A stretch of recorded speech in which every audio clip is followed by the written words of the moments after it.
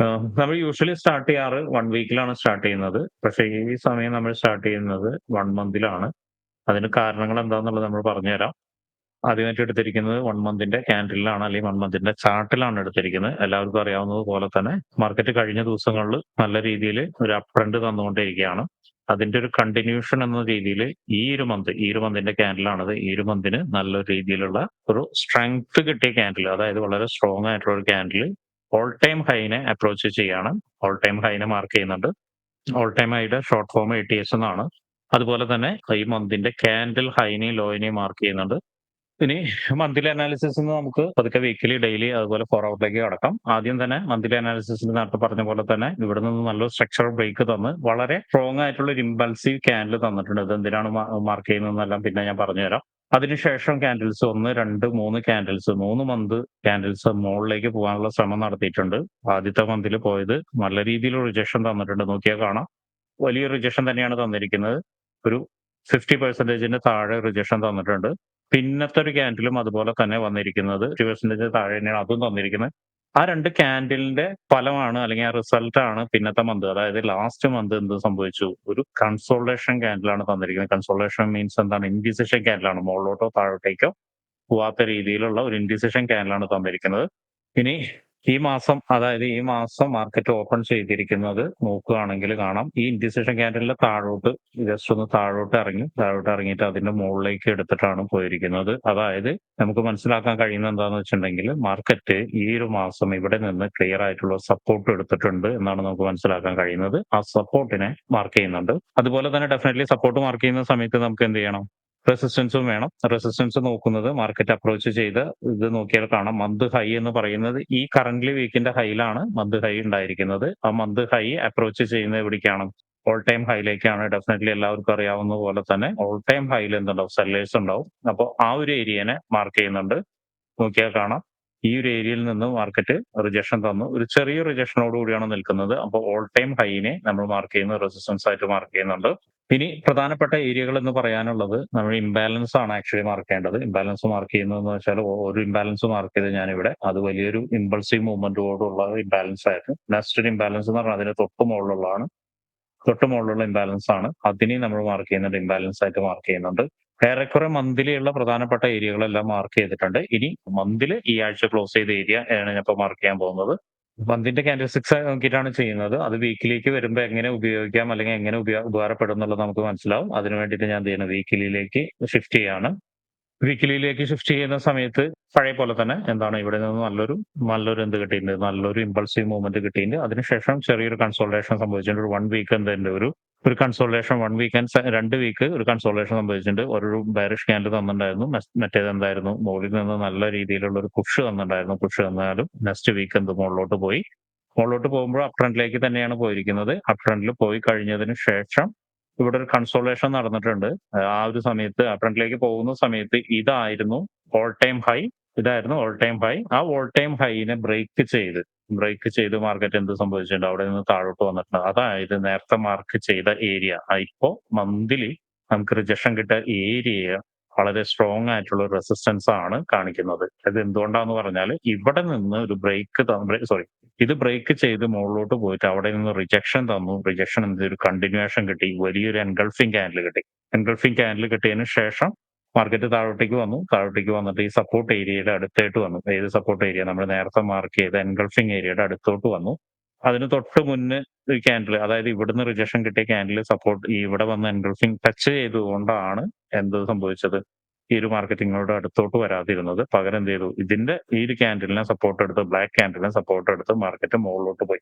മനസ്സിലാക്കുന്ന കാര്യങ്ങൾ എന്താന്ന് വെച്ചിട്ടുണ്ടെങ്കിൽ ഇത് സ്റ്റിൽ റിമൈനിങ് എന്ത് സംഭവിക്കുന്നുണ്ട്? ഈ 2 ഇതും സ്ട്രോങ് ഏരിയ ആയിട്ട് തന്നെ നിൽക്കുന്നുണ്ട്.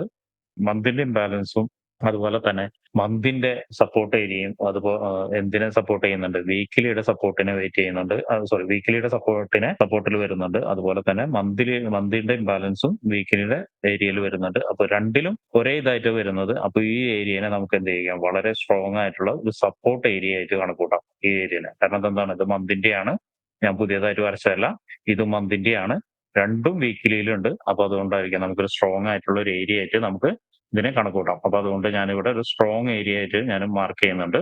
ഇനി വീക്കിലിയിൽ പ്രധാനപ്പെട്ട ഏരിയകൾ മാർക്ക് ചെയ്യാനുണ്ട്. ഇപ്പൊ നമ്മൾ മാർക്ക് ചെയ്ത അല്ലെങ്കിൽ ഞാനിപ്പോ മാർക്ക് ചെയ്ത ഏരിയ സ്ട്രോങ് സപ്പോർട്ടായിട്ട് തന്നെ നിൽക്കുന്നുണ്ട്. നേരത്തെ പറഞ്ഞ പോലെ തന്നെ മുകളിൽ എന്തുണ്ട്? മുകളിൽ ഒരു റെസിസ്റ്റൻസും നിൽക്കുന്നുണ്ട്. പ്രത്യേകിച്ചും ഈ ഒരു ഏരിയയിലേക്ക് കുറച്ചും കൂടി താഴോട്ടേക്ക് ഇറക്കുന്നുണ്ട്. നോക്കിയാൽ കാണാം ഇതിന് മോളില് ഒരിക്കൽ പോലും പ്രൈസ് ക്ലോസ് ചെയ്തിട്ടില്ല. ഇതിന്റെ മോളില് ഒരിക്കൽ പോലും പ്രൈസ് ക്ലോസ് ചെയ്തിട്ടില്ല. അപ്പൊ ഈ ലൈനെ ഞാൻ എന്ത് ചെയ്യുന്നുണ്ട്? ഇത്തിരി കളർ ചേഞ്ച് ചെയ്യുന്നുണ്ട്. അതുപോലെ തന്നെ ഇതിനെ ഒന്ന് ബോൾഡ് ആക്കുന്നുണ്ട്. ഈ ലൈനിന്റെ മുകളിൽ ഒരിക്കൽ പോലും പ്രൈസ് ക്ലോസ് ചെയ്തിട്ടില്ല. പക്ഷെ ഓരോ തവണയും അതിനെ ബ്രേക്ക് ചെയ്യാനുള്ള ശ്രമം നടത്തിയിട്ടുണ്ട്. ബ്രേക്ക് ചെയ്തിട്ടുണ്ട്. പക്ഷെ അവിടെ സസ്റ്റെയിൻ ചെയ്യാതെ താഴോട്ടേക്ക് വന്നിട്ടുണ്ട്. ഇത്രയാണ് വീക്കിലി നമ്മൾ കാണുന്നത്. വീക്കിലിയിൽ നമുക്ക് ഇംബാലൻസോ മറ്റു കാര്യങ്ങളോ ഒന്നുമില്ല. പക്ഷെ വീക്കിലിയിൽ ശ്രദ്ധിക്കേണ്ട ഒരു കാര്യം എന്താണെന്ന് വെച്ചിട്ടുണ്ടെങ്കിൽ മാർക്കറ്റ് ഇവിടെ വന്നിട്ട് നല്ലൊരു രീതിയിൽ എന്തുണ്ട് പുഷ് തന്നിട്ട് എന്ത് സംഭവിച്ചിട്ടുണ്ട്? ഈ ഒരു ക്യാൻഡില് വലിയൊരു എൻഗൾഫിംഗ് ക്യാൻഡിലായിട്ട് തന്നിട്ടുണ്ട്. ഈ ഒരു പാറ്റേണിനെ കുറിച്ചിട്ട് നമ്മൾ ക്ലാസ്സിൽ പഠിപ്പിച്ചിട്ടുണ്ട്. എല്ലാവർക്കും ഓർമ്മ ഉണ്ടാവുമെന്ന് വിചാരിക്കുന്നു. ഇതിന് ശേഷം ഒരു ചെറിയൊരു എൻഗൾഫിംഗ് ഇവിടെ കാണുന്നുണ്ട്. ഞാനത് കാര്യമായിട്ട് എടുക്കുന്നില്ല. നിങ്ങൾക്കത് ഡയയിലേക്ക് വരുന്ന സമയത്ത് കാണിക്കാൻ വേണ്ടി മാത്രം ഞാനിത് എന്ത് ചെയ്യാണ്? ഇതിങ്ങനെ നീട്ടി വരയ്ക്കുന്നുണ്ട്. കളർ ഞാൻ ചേഞ്ച് ചെയ്യുന്നുണ്ട്. സാധാരണ കളർ കൊടുക്കുന്നതല്ല. ഇവിടെ യെല്ലോ ആണ് കൊടുക്കുന്നത്. മനസ്സിലാക്കാൻ വേണ്ടിയിട്ടാണ് ചെയ്യുന്നത്. ഇപ്പൊ വീക്കിലിയിൽ പ്രധാനപ്പെട്ട ഏരിയകളെല്ലാം നമ്മൾ മാർക്ക് ചെയ്ത് വെച്ചിട്ടുണ്ട്. ഇനി ഒരു കാര്യം കൂടി പറയാനുള്ളത് എന്താണെന്ന് വെച്ചിട്ടുണ്ടെങ്കിൽ നോക്കിയാൽ കാണാം വീക്കിലി താഴോട്ടേക്ക് വന്നു. താഴോട്ടേക്ക് വന്നിട്ട് ഇവിടെ നിന്ന് വീണ്ടും താഴോട്ടേക്ക് വന്നിട്ടുണ്ടായിരുന്നു. ആ ഏരിയനെയാണ് ഈ വീക്ക് ബ്രേക്ക് ചെയ്തിരിക്കുന്നത്. ബ്രേക്ക് ചെയ്തിരിക്കുന്ന ആ ഏരിയയാണ്. അതിനെ ഞാൻ എന്തായിട്ടിരിക്കുന്നുണ്ട്? റെസിസ്റ്റൻസ് ബിക്കം സപ്പോർട്ട് എന്നുള്ള രീതിയിൽ നമ്മൾ അത് ഇവിടെ എടുക്കുന്നുണ്ട്. അപ്പൊ അതുകൊണ്ട് അതിന്റെ കളർ മാറ്റിയിടുന്നുണ്ട്. ഗ്രീൻ ആക്കി എടുക്കുന്നുണ്ട്. ഓക്കെ. ഇനി നമുക്ക് ഡയയിലേക്ക് പോവാം. ഡയയിലേക്ക് പോകുന്ന സമയത്ത് കുറച്ചും കൂടി നല്ല രീതിയിലുള്ള അനാലിസിസ് നമുക്ക് കിട്ടും. എന്തായാലും ഡയയിലേക്ക് പോയതിനു ശേഷം നമുക്ക് ബാക്കിയുള്ള കാര്യങ്ങൾ നോക്കാം. ഡയയിലേക്ക് പോകുന്ന സമയത്ത് നേരത്തെ പറഞ്ഞ പോലെ തന്നെ എന്താണ് ഇവിടെ താഴത്തേക്ക് ഒന്നും മാറ്റമില്ല. അതുപോലെ തന്നെ നിൽക്കുന്നുണ്ട്. സ്ട്രോങ് ഏരിയ തന്നെ ആയിട്ട് നിൽക്കുന്നുണ്ട്. ഇനി നമുക്ക് ഡയയിലേക്ക് ഒരു റേഞ്ച് കണ്ടുപിടിക്കേണ്ടതുണ്ട്. റേഞ്ച് എന്ന് പറയുന്നത് ഡയ ഇപ്പൊ മാർക്കറ്റ് ട്രേഡ് ചെയ്യുന്ന റേഞ്ച് ആണ് നമുക്ക് കണ്ടുപിടിക്കേണ്ടത്. നേരത്തെ പറഞ്ഞ പോലെ തന്നെ മാർക്കറ്റ് എന്ത് സംഭവിച്ചിട്ടുണ്ട്? മുകളിൽ നിന്ന് ഒരു ഷിഫ്റ്റ് തന്നിട്ടുണ്ട്. ദേ ഇവിടെ ഷിഫ്റ്റ് തന്നിട്ടുണ്ട്. വീണ്ടും വന്നു. ഇവിടെ സപ്പോർട്ട് എടുത്തു. വീണ്ടും ദേ എന്ത് ചെയ്തു? വീണ്ടും ഇതിന്റെ ഉള്ളിൽ ഒരു ചെറിയ കൺസോളേഷൻ തന്നു. വീണ്ടും ഇവിടെ റീടെസ്റ്റ് ചെയ്തു. റീടെസ്റ്റ് ചെയ്തതിനെ ബ്രേക്ക് ചെയ്തു. നോക്കുക, റീടെസ്റ്റ് ചെയ്തതിനെ ബ്രേക്ക് ചെയ്തു. ഈ ഒരു ഏരിയനെ ബ്രേക്ക് ചെയ്തു. ബ്രേക്ക് ചെയ്തത് എവിടെയാണ്? ബ്രേക്ക് ചെയ്തത് ഇവിടെ കുറച്ചായിട്ട് കൺസോളേഷൻ നടന്ന ഏരിയനെയാണ് ബ്രേക്ക് ചെയ്തത്. ബ്രേക്ക് ചെയ്തിട്ട് മാർക്കറ്റ് എന്ത് ചെയ്യുന്നു? മുകളിലോട്ട് പോകാനുള്ള ഒരു ശ്രമം നടത്തി. എന്ന് നടത്തി? കഴിഞ്ഞ വ്യാഴാഴ്ച നടത്തി. എന്നിട്ട് വെള്ളിയാഴ്ചയും എന്ത് ചെയ്തു? ശ്രമം നടത്തി എന്ന് പറഞ്ഞാൽ ജസ്റ്റ് ഒന്ന് മുകളിലോട്ട് പോയി. പക്ഷെ എന്തായി? കാര്യമായിട്ട് അവിടെ സസ്റ്റെയിൻ ചെയ്യാൻ പറ്റിയിട്ടില്ല. താഴോട്ടേക്ക് നല്ല രീതിയിൽ താഴോട്ടേക്ക് ഇറങ്ങി സപ്പോർട്ട് എടുത്തു. സപ്പോർട്ട് എടുത്ത ഏരിയ ഏതാണ്? ഇതാണ്. ചെറുതായിട്ടൊന്ന് ഡയക്ക് വേണ്ടിയിട്ട് അഡ്ജസ്റ്റ് ചെയ്യുന്നുണ്ട്. അപ്പൊ ഞാൻ ഇതിൽ എന്ത് ചെയ്യുന്നു? ഡയ സപ്പോർട്ട് എന്നുള്ള രീതിയിൽ അതിനെ മാർക്ക് ചെയ്യുന്നുണ്ട്. ഡയ സപ്പോർട്ട് മാർക്ക് ചെയ്യുന്നുണ്ട്. ഇവിടെ നേരത്തെ പറഞ്ഞ പോലെ തന്നെ മാറ്റങ്ങളൊന്നുമില്ല. മന്ത്ലി കറന്റ് ക്ലോസ് പ്ലസ് എന്താണ്? അതുപോലെ തന്നെ എന്താണ്? ഡേ സപ്പോർട്ട് ഏരിയയും കൂടിയാണത്. Day support day resistance, weekly resistance അല്ലെ? ഇതിപ്പോ നമ്മളിപ്പോ മന്ത്ലി മാർക്ക് ചെയ്താണ്, വീക്കിലി മാർക്ക് ചെയ്താണ്, ഡേ ആണ്. അപ്പോ ഇവിടെ എന്താണ്? ഒരു സ്ട്രോങ് ആയിട്ടുള്ള റെസിസ്റ്റൻസ് ഉണ്ട് എന്നാണ് നമ്മൾ ഇപ്പോൾ മനസ്സിലാക്കുന്നത്.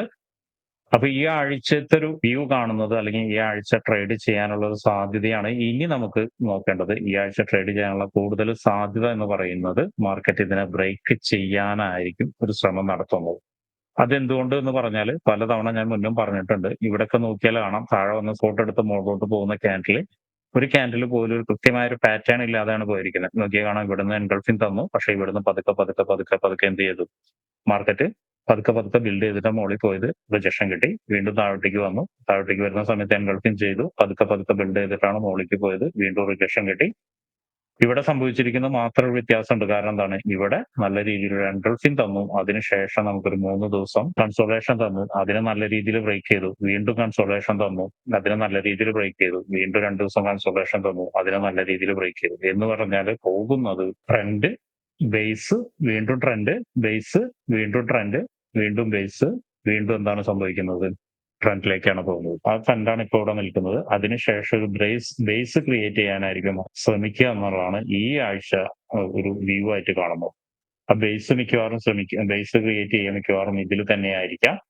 ആദ്യത്തെ 1-2 ദിവസം ഇങ്ങനെ നിന്നിട്ട് ഇങ്ങനെ ഒരു ലെവലിലായിരിക്കും നിൽക്കുന്നുണ്ടാവുക.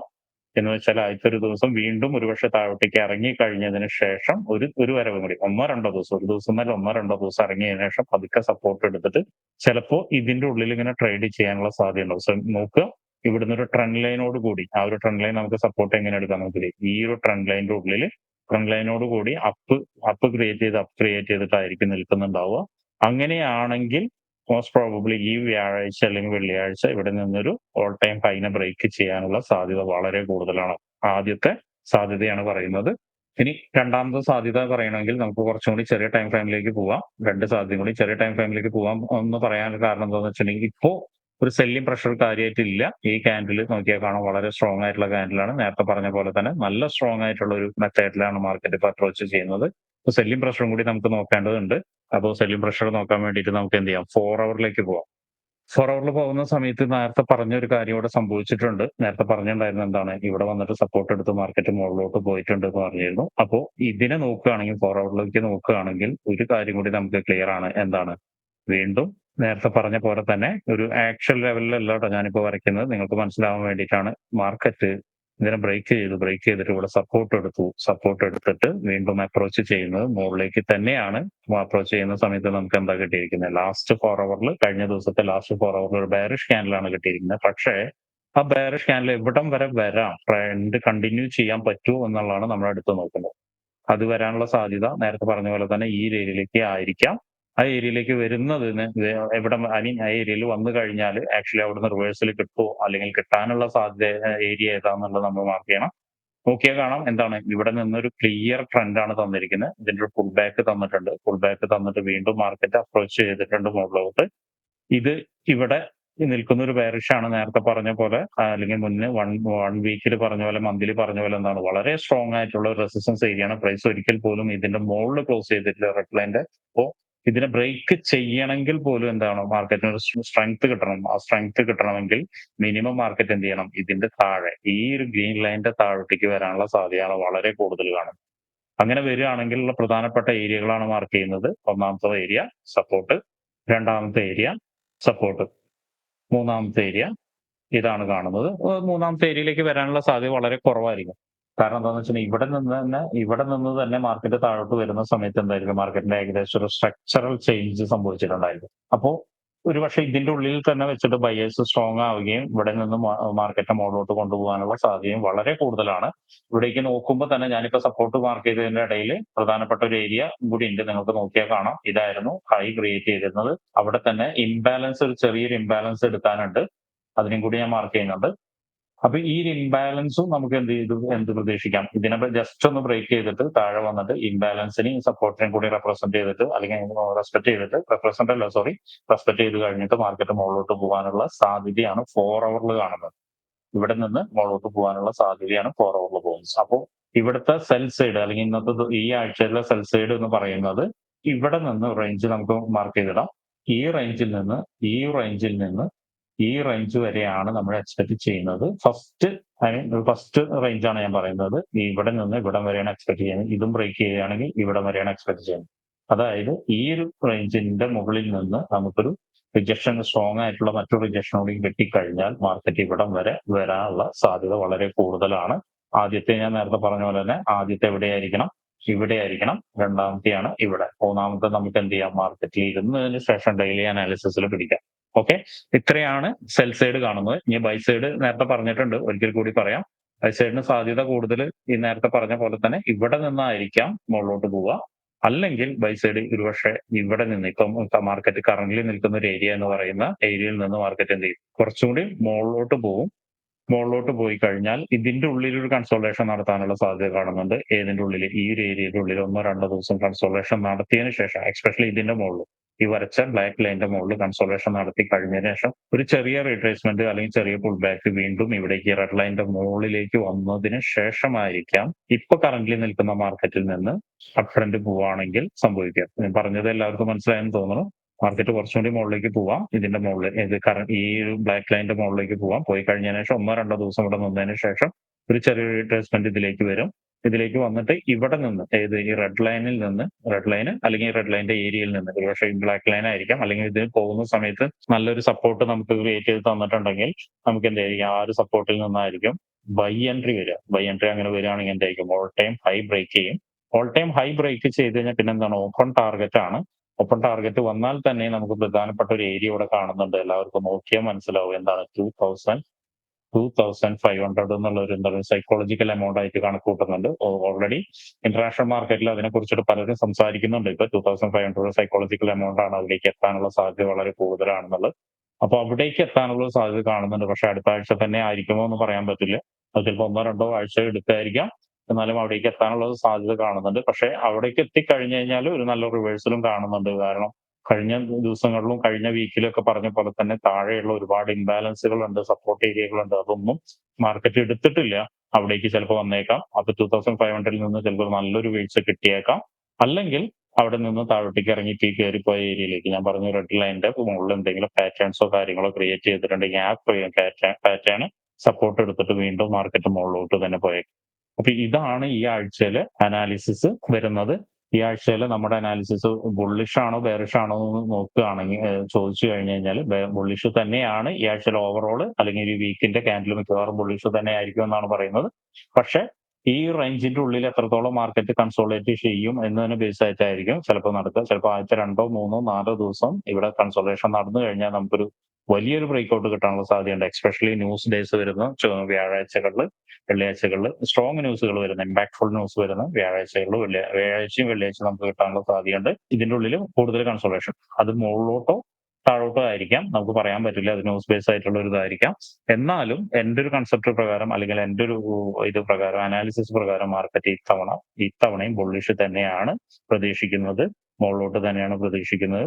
എനിവേ ഇതൊരു ട്രെൻഡ് അനാലിസിസ് മാത്രമാണ്. ട്രെൻഡ് എങ്ങോട്ട് പോകുന്നുള്ള അനാലിസിസ് മാത്രമാണ്. നമുക്ക് എൻട്രി പോയിന്റുകൾ മറ്റുള്ള കാര്യങ്ങളൊക്കെ മനസ്സിലാക്കണമെങ്കിൽ ഡെയിലി അനാലിസിസ് ചെയ്യണം. ഡെയിലി അനാലിസിസ് ചെയ്താൽ മാത്രം പോരാ, ലൈവ് മാർക്കറ്റിൽ ഇരുന്നിട്ട് സപ്പോർട്ട് റെസിസ്റ്റൻസ് കറക്റ്റ് ആയിട്ട് മാർക്ക് ചെയ്യണം. എവിടേക്ക് വന്നിട്ടാണ് അത് തിരിച്ചു പോകുന്നത് എന്നുള്ളതും എവിടെ നിന്നാണ് തിരിച്ചിറങ്ങുന്നത് എന്നുള്ള കാര്യങ്ങളെല്ലാം നമ്മൾ മനസ്സിലാക്കണം. അങ്ങനെ മാത്രമേ നമുക്ക് എന്ത് ചെയ്യാൻ പറ്റുള്ളൂ, അനാലിസിസ് ചെയ്ത് എൻട്രി എടുക്കാൻ പറ്റുള്ളൂ. ഇപ്പൊ നമ്മുടെ എൻട്രി പോയിന്റ് അല്ല പറയുന്നത്, ഇതിൽ നിന്ന് ചെറിയ ചെറിയ വ്യത്യാസങ്ങൾ വരും, ചിലപ്പോൾ വലിയ വ്യത്യാസം വരും. പക്ഷെ നമ്മുടെ വ്യൂ ഉണ്ടായിരിക്കുക എന്നുള്ളത് വളരെ ഇമ്പോർട്ടന്റ് ആണ്. അതിന് ആ ഒരു ഇമ്പോർട്ടൻസ് പ്രാധാന്യം കൊടുത്തിട്ടാണ് നമ്മൾ എന്ത് ചെയ്യുന്നത്, എല്ലാ ആഴ്ചയും എല്ലാ ശനിയാഴ്ചയും നമ്മൾ എന്ത് ചെയ്യുന്നത്, വെബിനാർ നടത്തുന്നത്. അപ്പൊ ഈ ഗോൾഡിന്റെ ഇത് അവസാനിപ്പിക്കുകയാണ്. എന്തെങ്കിലും സംശയങ്ങളോ കാര്യമുണ്ടെങ്കിൽ ചോദിക്കാം. ഒരു 10 മിനിറ്റ് തരാം സംശയങ്ങളോ കാര്യങ്ങളോ ഉണ്ടെങ്കിൽ. അപ്പൊ നമ്മൾ അതിനനുസരിച്ചുള്ള റിപ്ലൈ തരാം. ഓക്കെ സാറേ, ആ പറഞ്ഞോ. ഒരു കൺസൾട്ടേഷൻ മാർക്കറ്റ് എക്സ്പെക്ട് ചെയ്യാൻ പറ്റുമോ? ഒന്നോ രണ്ടോ 3 ദിവസമൊക്കെ അടുത്തേക്ക് കൺസോൾട്ടേഷൻ